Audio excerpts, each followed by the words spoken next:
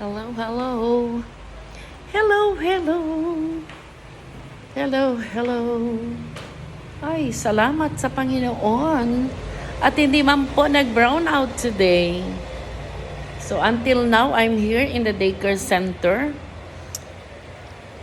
I'm here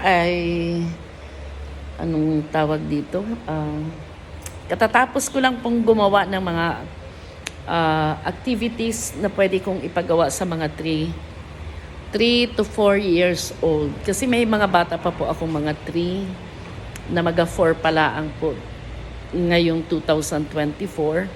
So medyo advanced na po kasi yung ibang mga bata, yung mga 5.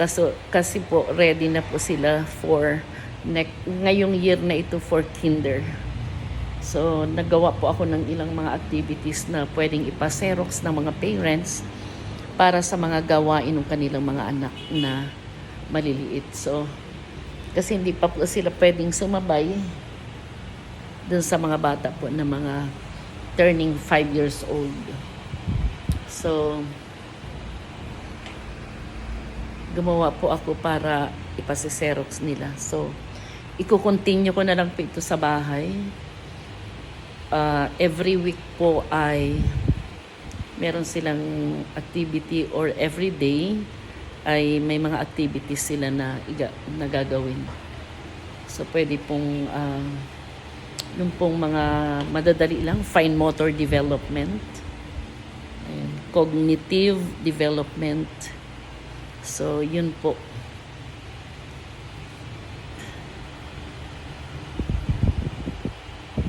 Pwede po nilang gawin yun. Meron pong coloring, merong pagbibilog, at meron din pong Maths and Connect, at meron din pong tawag dito yung multiple choice. Ano po? So, para kahit papaano po ay meron silang simpleng activities para sa kanila.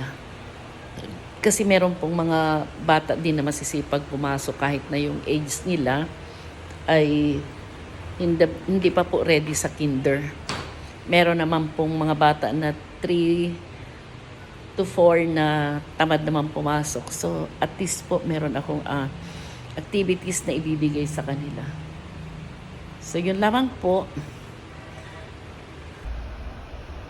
Ayan, ito po mga ka-neighbor yung kanilang birth month ng mga bata. Ayan po. Ayan, diyan po nakalagay yung month ng mga bata. So, January to December. Ayan, nandiyan po nakalagay yung mga bata na mag-birthday ng January, February, March, hanggang December po. So, diyan po nakalagay yan ang birth month ng mga bata. Ayan. Ito naman po yung mga chart, ayan, ng different colors. So, ang ginamit ko po dyan ay mga butterfly. Ayan. So, ito rin po ay isa sa mga inaturo ko, ang kinds of weather. Ayan po, para po nare-recognize or na-identify ng mga bata kung sunny day or rainy day.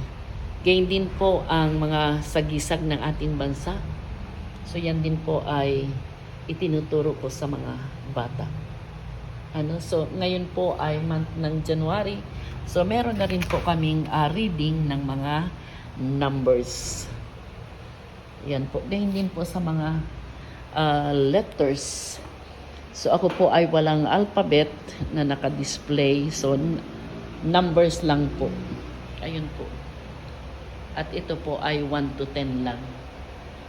Saka yun naman po ay yung mga activities. Ayan yung kanilang mga coloring. Diyan po yan inilalagay sa wall. At ito naman pong area na ito, ayan, diyan po sila naglaro ng mga bata. Kaya lang po pansamantala ko pong itinaas yung mga toys nila. Kasi po ang mga bata more on playing. So may time naman po sila na maglaro.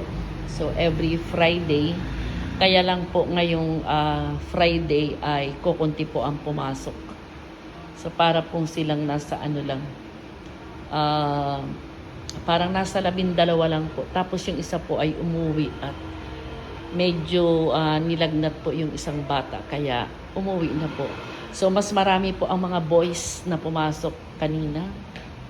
Ayan, nakakatuwa naman po at medyo nasa sa ulo na po nila yung national anthem, ang ating pambansang awit. So nakakatuwa. Kaya lang po ay kukunti nga po yung mga bata na pumasok kaya hindi na po ako nagpalaro. So ang ginawa po namin is nagsulat na lang po kami ng numbers at saka ng mga words. Ayan, para po matutong sumulat yung mga bata. And after that po ay yun po is snack time. And yun po, going home na rin po ang mga bata. So ilan lang po yan sa aming mga activities. So yun lamang po. God bless. Hello, hello, hello mga ka-neighbor. Ito ang inyong ka-neighbor, nagtitinda ng scramble, kwek-kwek, fishball, hotdog, ano pa yung isa? Ano nga yung isa? Kikiam, ayan. Kikiam. Basta na natin. Oo. Pwede po kayong mamasyal dito sa amin, sa Santa Rita. Ayan. Gusto nyo tikman ang aming kikiam, ang aking fishball, hotdog, and kwek-kwek. Ayan. You can buy now.